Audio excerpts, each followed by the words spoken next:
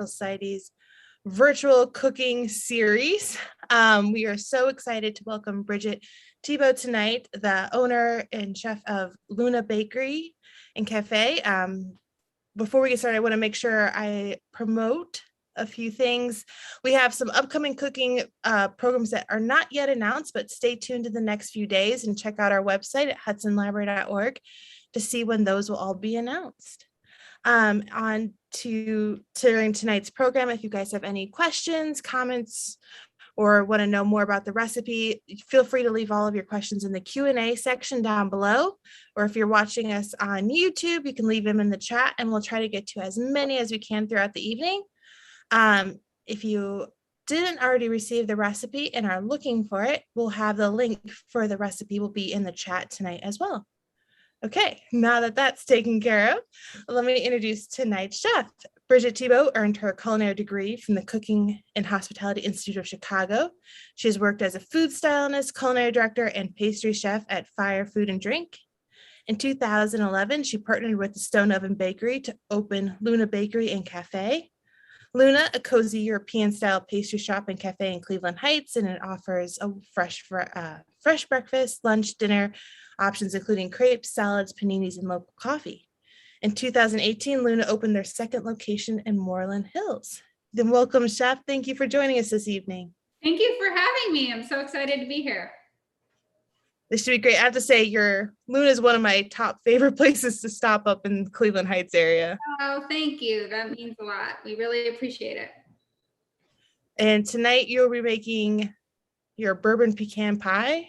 Yes. So this is one of our top sellers for the holidays for sure. Thanksgiving, we only make 3 pies. We make a caramel apple, pumpkin, maple pumpkin, and a bourbon pecan. And we do sell these all year long, but definitely, this time of year is when everybody starts ordering pies. So I want to share with you guys the recipe, and this really is pretty true to the recipe we make at Luna. Obviously, we make it in much larger volume, a couple different techniques, but for the most part, I broke our huge recipe down into a single recipe for you today. And I'll walk you through it. I'm going to try and give you some tips and tricks for like the home baker. I'm in my home kitchen today, which, will give you a feel for kind of a similar setting as to what you might be doing. So I'll get started unless you have any other questions. No, I'm good. Okay. So I'm going to tilt my laptop down so you guys can look down at my counter because we're going to make the pie crust first. And you're going to get this recipe link, so don't worry about like writing everything down, but I'll try to go through the proportions. I'll check my notes here. So I'm going to tilt this down, and in this bowl, I have 2.5 cups of flour. I'm going to add to this a teaspoon of kosher salt. We and I at home only use kosher salt. Every bakery I know of in commercial kitchen uses kosher salt only. It's just how all recipes are written for commercial kitchen. It's a much nicer salt for grabbing, seasoning things like meat. It doesn't have any of the like caking agents that table salt might have, or iodine. So if you don't have kosher salt, I did give the alteration for you want to cut your salt in about half if you're using table salt. So I'm going to go ahead and just stir this. And then this tool, if you guys don't have one and you like making pie dough, this is a pastry cutter. It's probably $5 to $10. You could get it online. You could get it at any kind of like kitchen store. And the great thing about this is these are very sharp prongs. And basically I'm going to make my pie dough by hand by cutting in with this tool. If you have a food processor at home, you can use that, which is great. Growing up, we did like the 2-knife method with the butter, but it's not the best. It takes forever and you're not going to get really small pieces. So what I did was I cut up my butter in about 1/4 to 1/2 inch pieces in advance. and I put it in the fridge. So this is totally chilled butter. So I'm going to go ahead and sprinkle this in. It's 7 ounces of butter, which is about 1 stick plus 6 tablespoons. We do all of our recipes in grams, so it was a little tricky to convert everything. But I'm going to show you that I'm dropping this butter in, and then I want to coat it with the flour. The key to like a flaky, crispy pie dough is little bits of butter coated in flour. I'm going to go ahead and dump the rest of this in. You can see here, I'm going to continue to coat these, and then I'm going to start by using my pastry blender to really get these down to like pea size. All right, I'm going to put this down so you guys can see. And you're going to use some muscle here. You're just going to cut right through all of that butter and get these pieces as small as possible. You want to work quickly so your mixture doesn't get warm. So I'm going to go ahead and keep cutting this in. One thing that I will mention is a lot of recipes use shortening or Crisco. This is totally optional. We at Luna are all about butter. We do all butter pie crusts, all butter tart doughs, cookies. We don't use shortening in anything. Shortening will probably give you a flakier crust. It's just the properties of it work really well for pie crust. Some people do half and half shortening and butter, but we just really like the taste and the natural aspects of using butter. So that's our choice, but you could certainly sub out part of it for shortening if you want to do that. All right, so you can see I'm kind of getting this shaggy dough. It's still nice and cold. I'm just going to go a little bit longer to try and break up those little pieces or those big pieces into little pieces. And I'm just kind of using this tool to stir this around. I don't really want to use my hands because my hands are warm, and that's going to introduce more warmth to my dough. Okay. So this looks pretty good to me. I have these nice little bits of butter in there. So the next step, I'm gonna get all of this off my tool, is I'm gonna add a teaspoon of vinegar. I'm using apple cider vinegar. You could use white vinegar. You can leave the vinegar out. A lot of people think that vinegar tenderizes the dough. It helps, just give you a more tender crumb. We do think it helps. We've tested it both ways, and it seems to help a little bit. So I'm just going to add that in. And then this is ice water. My ice just finished melting, but I have a half a cup here. But you want the ice in there to keep it super cold. And I might not use a half a cup. It really depends on the time of year, how cold or warm your dough is starting to get. So I'm going to make a little well in the middle, and I'm going to start and pour about half of my water in.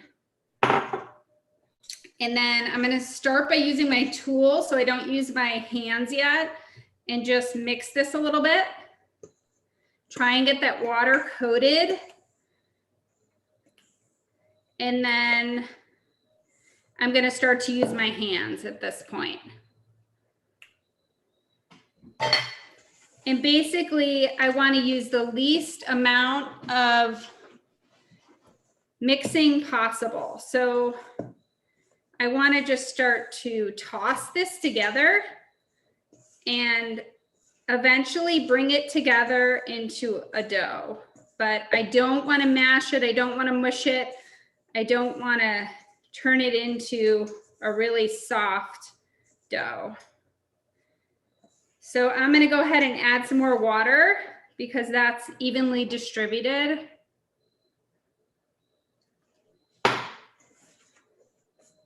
And then at a certain point, we're going to dump this onto our table.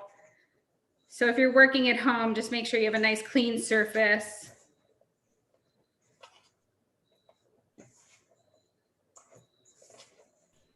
We have a quick question, if that's okay. Yeah. Robert would like to know, do you have a preference or purpose in using butter salted or unsalted? So I always use unsalted. We always use unsalted in all of our baking recipes, and that's because then you can control the salt level. If you're using salted butter, you just don't know how much salt is in there. So again, like in my house, I don't even have salted butter because I don't want the confusion. We can add a little sea salt to our butter for our bread. But yeah, most recipes are going to want you to use unsalted butter, and then you'll see that you're adding, like we added a teaspoon of salt to this. So that's a good question. Okay, so this is coming together. I'm going to dump it on my table, on my counter. Actually, I'm going to add a tiny bit more water before I do that. The bottom's still kind of separate from the mass.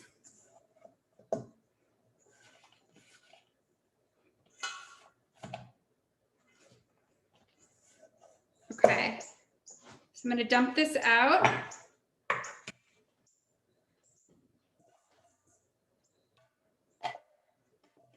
Over there.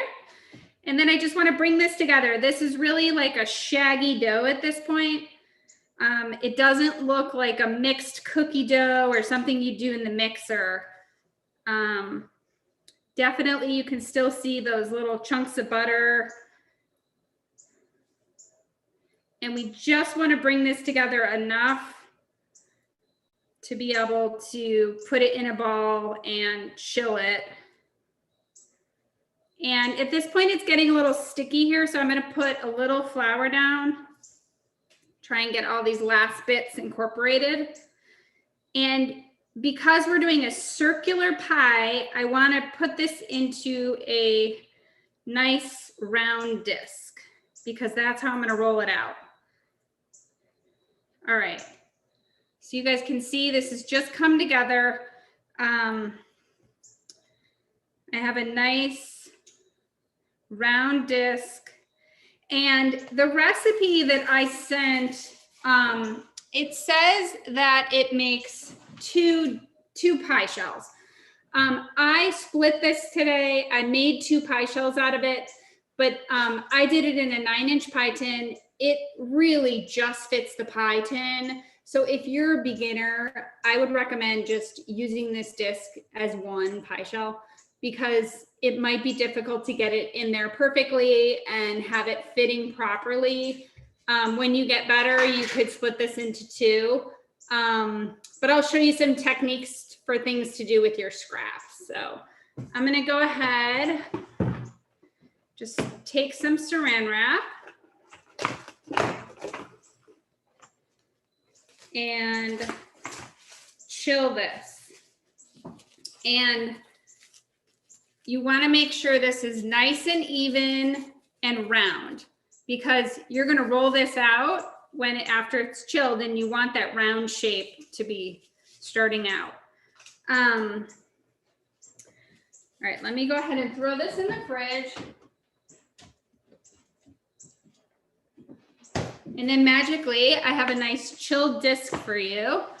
The one thing about this recipe is it does take time. So that dough needs to chill. I've done this class where we make it all at once together, and it needs to chill for 20 minutes at least, but ideally 2 hours. What's happening during that time frame is the gluten is relaxing. If you try to roll this out right now, that pie dough is going to shrink back because that gluten needs to relax. So what I would recommend is making your dough a couple days before you're going to make your pies, like for the holidays. You can make the disc one day, then roll it out the next.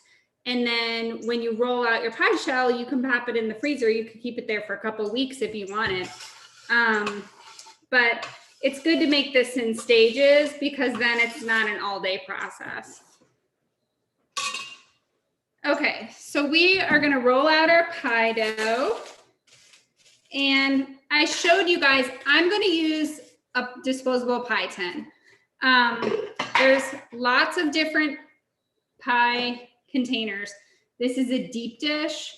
This is a little bit larger than my disposable.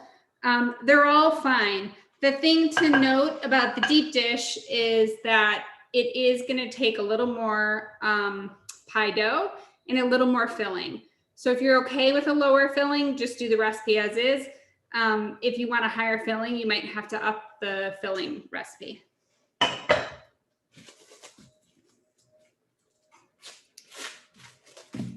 Okay, so this dough I made about 2 hours ago. So it should be nice and relaxed. I'm gonna go ahead and put some flour down. And you want just a nice light sprinkling. You can always add more flour. So here's my dough.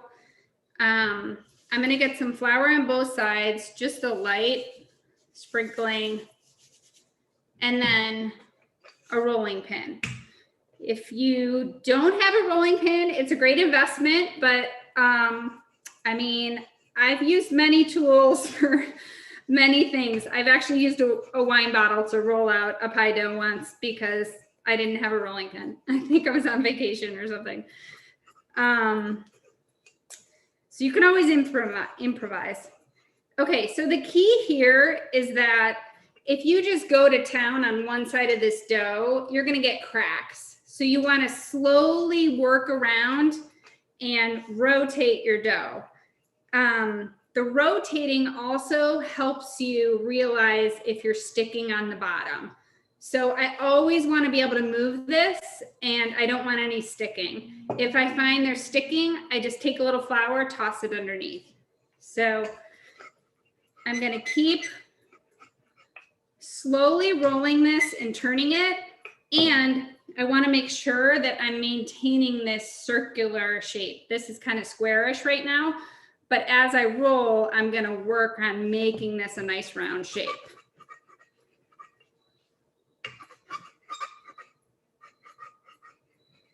Any questions right now? Mia would like to know, is there a surface that they should be using to roll out the dough? Like, or she wouldn't, you're using granite, or is there something she should be using? Any type of stone is great because it will stay cold. I'm using a quartzite, which is like a granite. You know, if you don't have a surface like this, you could get a slab of marble or a slab of some type of stone, which will stay colder longer. You could even chill that piece. I mean, the other thing is you could just use like a piece of parchment paper. It may, you know, move around a little bit and stick, but if you don't have a great surface to roll out on, you can definitely do that. Or like a really big cookie sheet. Okay, so you guys can see this is getting bigger and I can still pick it up. It's not sticking. This is the full recipe pie dough, so it's going to be rather large. So I'm definitely going to have some trimmings, but I'll show you. I like to take this down to about 1/4 inch. I don't like a super thick crust. And then you want to use your pie tin as your guide for how big you need to cut the circle before you put it in. You said it should be about 1/4 inch thick is what the goal is when you're rolling it out? Yeah, about 1/4 to 1/2 inch, depending on how you like your pie crust. And Suzanne would like to know, is there a type of flour you should be using during this? Just an all-purpose flour. If you use anything different, like a bread flour, it's probably going to have too much gluten, a little too hearty. Same thing with the whole wheat. I mean, you could try to sub out a little bit of that flour, like 1/4, but it just is going to yield a different result. Like this all-purpose flour is going to give you the most tender crust. Okay. So this is looking pretty good. And I'll show you guys. This is my pie tin. And you can see that I have a nice amount of extra around. You do need to think about the sides, that you need your pie tin plus about 2 inches on either side. So I'm actually going to take my kitchen scissors. You could take a knife and just trim this a little bit, just to get rid of some of that excess before I even go in the tin. And so these scraps, I'll show you guys, like I cut a couple little leaves out, and you could do like a little braid around the edges. I mean, the other thing you can do is just bake these off with like some cinnamon sugar, like your kids will probably like that. Some butter brushed on top and some like sanding sugar. You can do little hand pies, like with jam in the middle, little turnovers. Yeah, so this is about a 1/4 inch, I'd say. And then there's 2 ways to put it in. You can pick it up if you're feeling like that's easy for you, or you can roll it onto your rolling pin, put your pie tin here, and then roll it over. I should be able to move this around. It's not too sticky yet, but it's definitely getting warmer. So you want to go ahead. I don't want to like push this into the edges. I actually want to lift my dough and let it fall into the edges, because if I'm pushing it into the edges, then I'm forcing that dough to go somewhere it doesn't want to go. And that's probably just going to pull back eventually when it goes to bake. So I want to let this just fall in there. So it's all in the bottom and into the corners. And then I like to have a nice edge on it. So I'm going to go ahead and trim this again. Ideally, I want a piece that will fold under itself to give me a nice edge like that. So I'm going to trim this guy a little bit where I feel like I have an extra couple inches.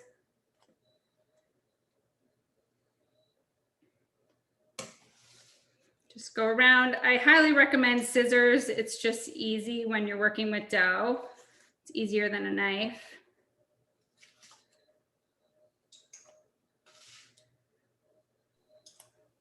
All right. So then I'm just going to go around the circle and I'm going to fold the dough under itself, and that's going to give me that nice edge where you can do a little design. If you find like, oh, I trimmed a little too much off there, I'm not really getting the edge I want, just take another little piece and just stick it underneath there. It's going to add a little dough. It's going to bake right in there. You're not even going to know that you added that. You can always patch with pie dough, tart dough, quiche dough. It's not a big deal. Okay, so now I have something that looks like this. And the technique that we do for all of our edges, just to give it kind of a ruffly look, is 2 fingers like this. So let's see if you guys can see that. I just take these 2, my thumb and my first finger, I pinch it, and then I put another finger on the other side. You guys can see it like that. And then I go over one more, and I go like that. And it's just creating this little ruffle effect when it bakes. I'm going to go around the edges here. And then what's going to happen is we're going to pop this. If you need to bake it quickly, I'd recommend popping it in the freezer for a half hour. That's just going to get it nice and cold. It also would be great to store it in the freezer if you're not going to use it for a couple days. Or you could put it in your fridge. So we look like that. And then you can see it has like a little bit of a raised edge to it, which is nice because our filling is going to come really to the top. So that's a good thing. And filling for most pies bakes down. So like if you pile up apples on this it's going to bake down to like the level of your crust. So it's nice to go a little bit higher on your pan. Okay, so this is my pie shell. I'm going to go ahead and put this in the fridge.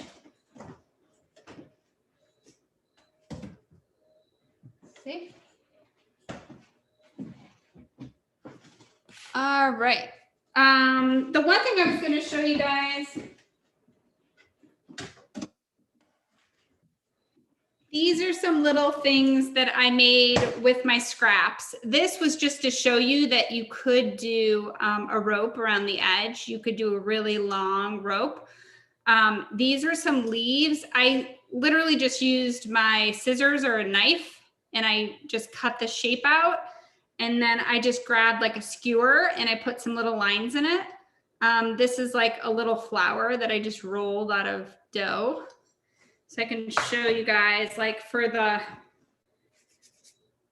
well, let's see. For the flour, like I just took the scrap here and I just pressed it pretty thin. And then I just took it and I just rolled it into like a rose shape. Oh, let me go back there. There we go. So you could do like a couple little leaves and a couple little buds on the edges of your crust. And then for the rope, I just took some scraps and I just rolled them like a snake. And I just kept rolling on a floured surface. You could get your kids involved. This is like playing with Play-Doh, basically. And then let's say I had two pieces. I just twisted them together like this. And you could do a whole rope and wind that around your pie. So lots of things you could do with these scraps. Okay. So we are gonna move on to the filling because we have our pie shell in the freezer. So do we have any questions at this point about the pie dough? We do. Okay. So Barbara would like to know, if you freeze the dough, do you need it to thaw the crust to use it? No, so I'm actually going to show you my pie crust is in the freezer from earlier, and I'm going to pull it. I'm going to wait till the last minute and I'm going to pull it out and put my filling in it and put it right in the oven. It may add 5 to 10 minutes on the bake time, but it's going to have that crust is going to hold up the best from frozen. That's how we do all of our pies at Luna. You certainly can bake it straight out of the fridge, but it's, you know, with the butter, the colder the better. So the freezer's great for this. Is this a crust that you can pre-bake, or would you still freeze it first? So this crust you can pre-bake it. So we pre-bake it for our fruit pies, like our apple pie. We do a par bake, which just like any recipe you see for a pie dough, you're just gonna fill it with some parchment paper or coffee filter, put your beans in it and bake it for about a half hour. Take your beans out and pop it back in for a couple minutes, 5 minutes or so to get it golden brown. And then you pull it out and let it cool and then fill it. Typically you do this for like lemon meringue pies, pudding pies, some fruit pies, just because in the meringue or the pudding pies, the pie's not in there long enough. It really just needs to set the filling. So you're gonna have a soggy crust. For the fruit pies, same thing. If you're adding all this wet fruit and it's releasing juices, it can give you a soggy crust as well. So this recipe definitely works for that. But for today, we are not par baking. We are going to take our frozen raw crust, add our filling, and put it right in the oven. So it's a little bit easier, I think, which is nice. Sounds good. I have one more crust related or dough related question. Amy would like to know, do you ever use lard for the crust, or do like a part lard, part butter combo? We don't, but definitely you can.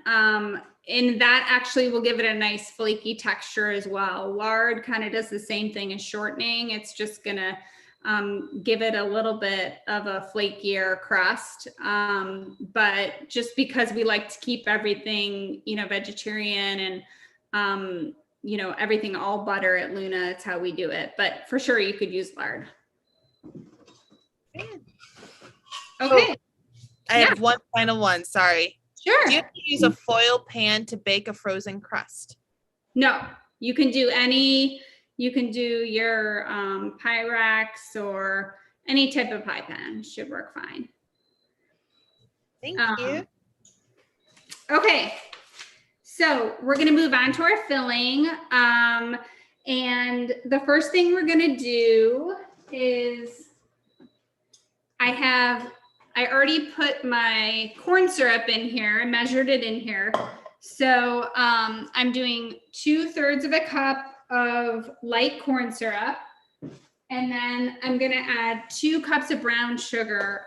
We wanna use brown sugar in this recipe because that's gonna give it kind of that rich molassesy flavor that's so good in pecan pie. And then I'm adding a stick of butter. So I'm not gonna lie, this recipe is not low calorie or low fat. So we have a motto at Luna, everything in moderation, but as long as it's all natural and scratch baking, we feel like it's a healthy thing. So I'm gonna go ahead and turn this on like a medium to medium low heat, and I'm gonna watch it and stir it. I just wanna melt that butter, kind of start to melt that brown sugar, combine it with the corn syrup. And this is gonna start the cooking process. Separately, I'm going to put my eggs in a bowl. So I'm gonna go ahead and just crack 4 eggs.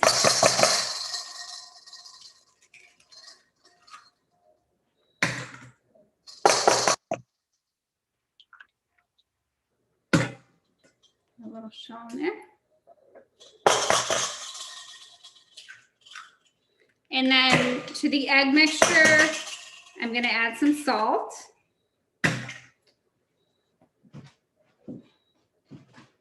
And we're adding 1.5 teaspoons of kosher salt. So I'm gonna go ahead and just whisk that together, break up those eggs. The nice thing about this recipe too is we don't have to use a mixer. We're just doing this all by hand.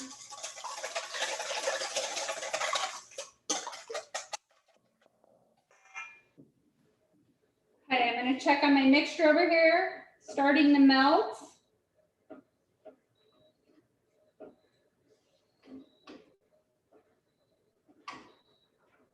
And then I'm gonna bring over, I have vanilla extract and I have bourbon. I will say, if you do not buy pure vanilla, I would highly recommend doing it. It really gives this amazing boost to your baked goods. We only use pure vanilla at Luna. It's very expensive. I will say, I mean, we can go through a couple gallons of vanilla at each location every week, and they're about $150 a gallon. But it just has so much flavor compared to the imitation. I'm adding a nice bourbon.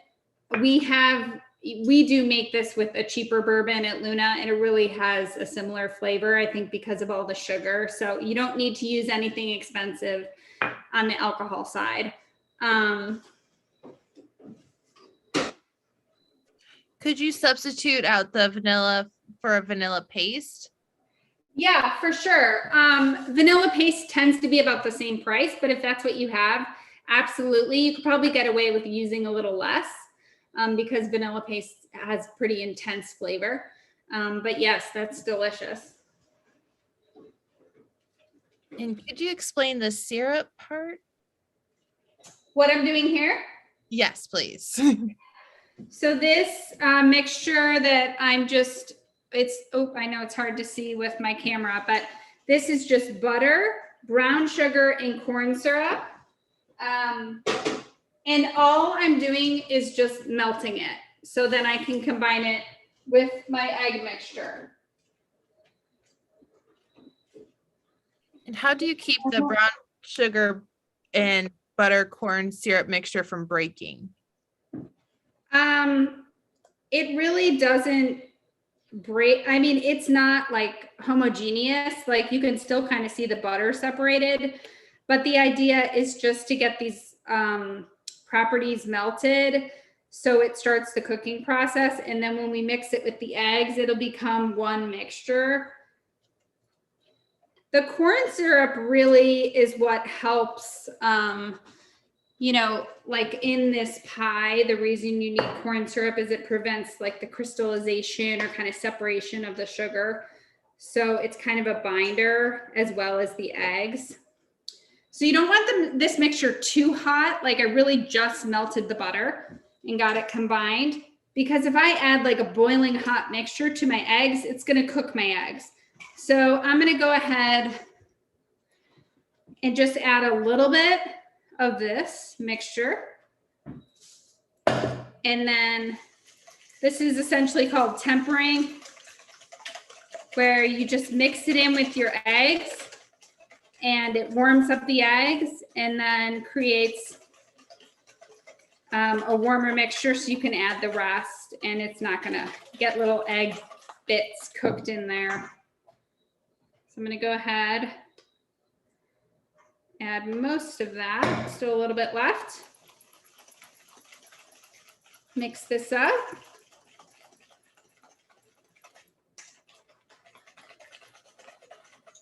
The great thing is this really is a pretty easy recipe. It's pretty foolproof once you have the pie dough down. All right, and then our last bit, we're gonna add in.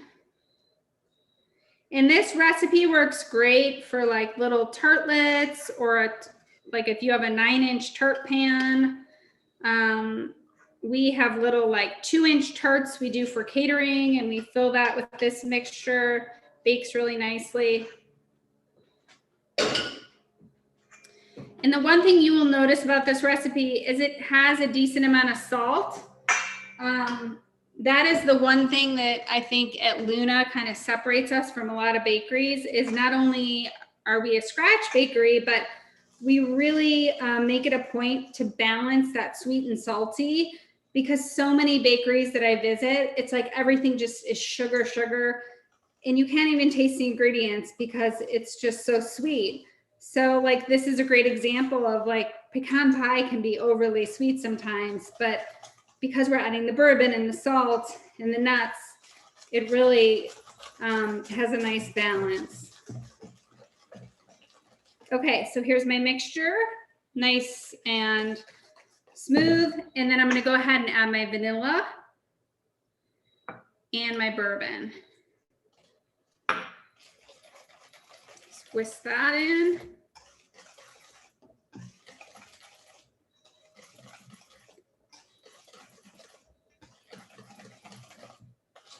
All right, so this is pretty liquid at this point.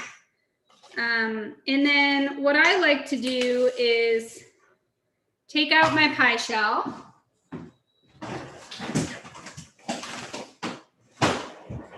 So this is the one I made earlier, and it's frozen. And so my mixture is still a little warm. So this frozen shell is really going to help kind of balance that. And then we like to do a mixture of half pecans and little chopped up pecans. We can buy these in bulk, these chopped up pecans. I don't know if they sell those at the store, they might. But it's nice to have both, because then you get like these little small pieces of pecan, but you also get these nice big chunks, which are pretty. So I just kind of mix this into the shell. You could always just buy a bag of the halves and chop part of it. So that's what we have there. And then I'm gonna put this on a cookie sheet baking tray. I always like to put my pies on a tray, because in case they overflow, or you know, you're checking them in the oven and you shake it and it, you know, then there's sugar all over the bottom of your oven. Some people don't like to put it on a tray because they really want that crisp bottom. This recipe should bake fine on a tray, but another option would be putting a tray below your pie and putting your pie on the shelf above. So I'm going to go ahead and pour this in.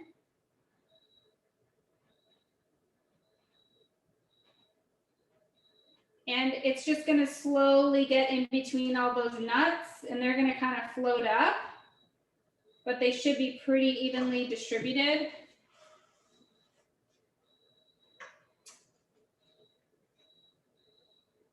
And then this recipe, I mean, depending on the shell you make, you may find you have a little extra filling. I was able to use all of that.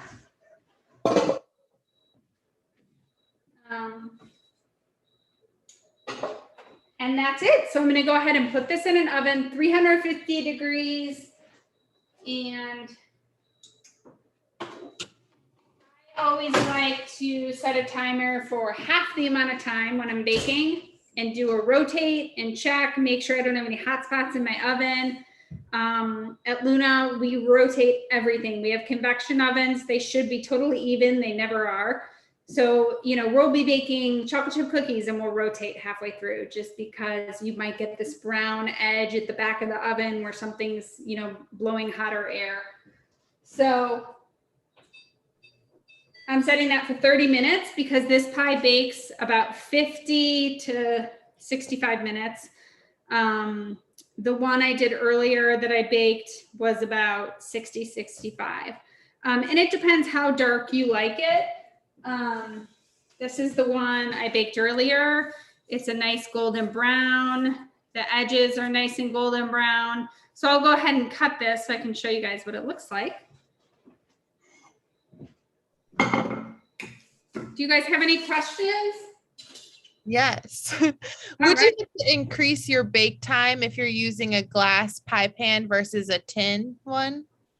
I haven't found a big difference. No. I mean, I know some people say that, but I really think it just depends on your oven. And I think with baking, it's like, you know, it can vary so much based on your oven. So I think it's more just about checking it halfway through. Then, you know, if I know I'm halfway through, I even set a timer for 10 minutes before I think it's going to be done. Because the worst thing is when you overbake something. So it's better just to keep, you know, checking quickly, not spending a lot of time with the oven open, but, you know, just check how it's doing. And with this pie, the way you're going to know it's done is like most custard pies, like it's still going to be a little jiggly in the center. If it's like not moving at all when you shake it, then it's overdone. So you want to have a little bit of shake and then it's going to set up when you pull it out. Can you make this recipe but without the bourbon? Yes, absolutely. You could just totally leave it out. That vanilla is going to give it some nice flavor. It will be a little sweeter, but it definitely works fine.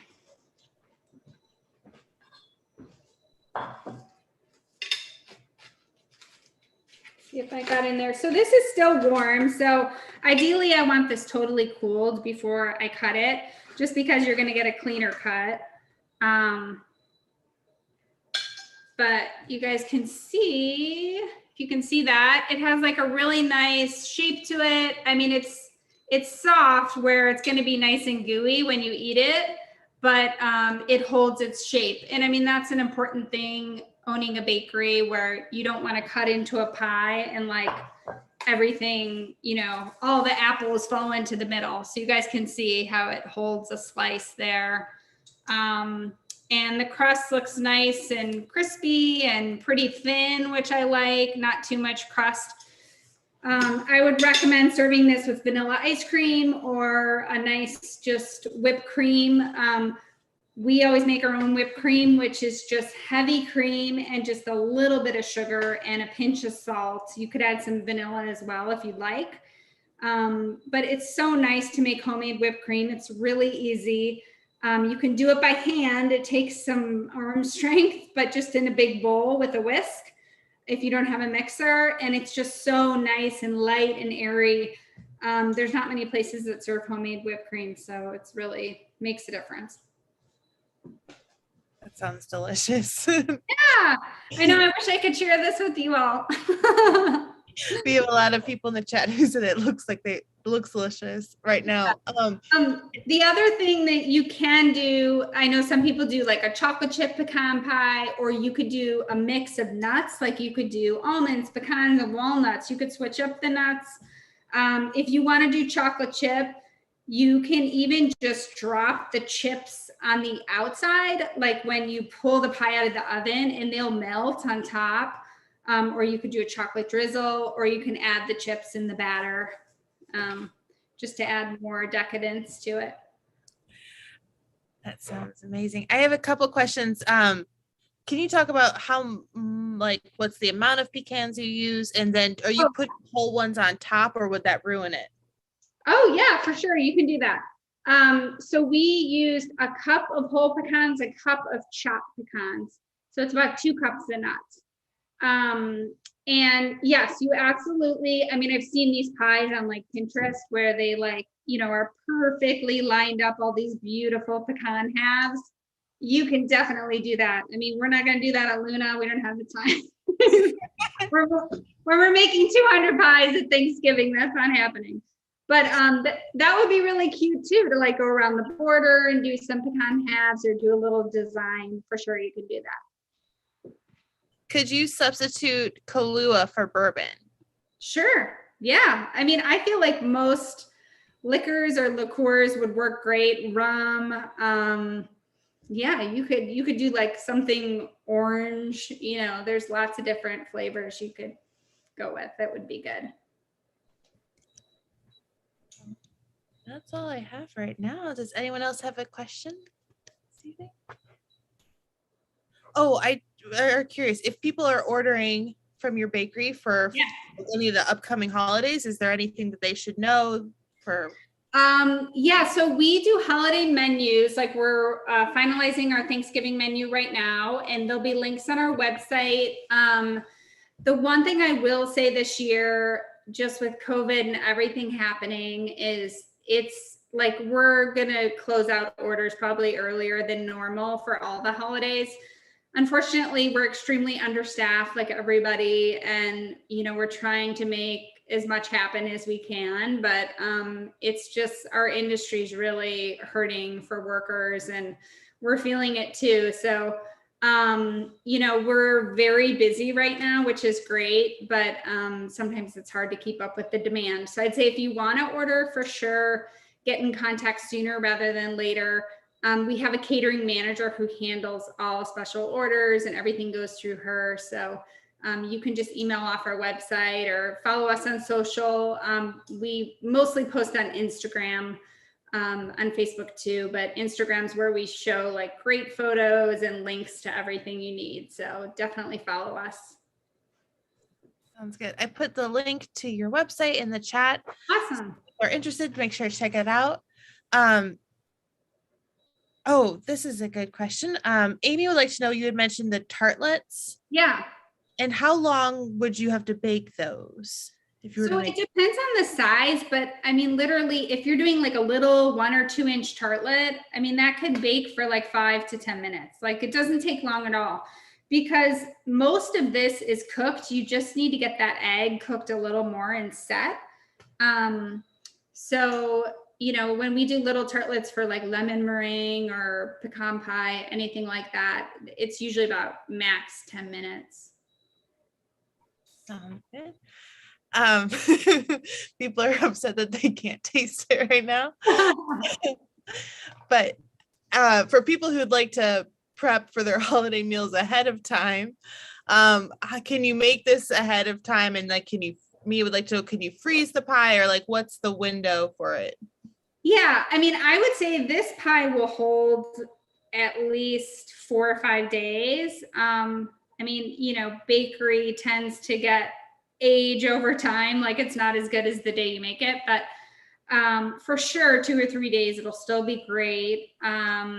But you could freeze this, but I really recommend like making your shells in advance. And if you want to make multiple pies and you only have one pie, ceramic dish, buy some cheap pie tins. They're great for holidays. And then you can make your doughs in your shell, your pie shells, put them in the freezer. and then just pull them out. And this filling was really easy, you guys saw. So you could make this like the day before Thanksgiving and be all set to go. So. Well, thank you so much for joining us this evening. It looks delicious, and I definitely have to try to make this soon. Thank you everyone for joining us this evening. Make sure to check out the link for the recipe that's in the chat, and to make sure to check out Luna Cafe, Bakery and Cafe, which is also in the chat. And thank you so much, Chef, for joining us. Thank you so much for having me. It's been a pleasure. Make sure the upcoming program for cooking for November will be announced shortly. So please make sure to check our website. And thank you, everybody, and have a great evening. Bye. Thank you.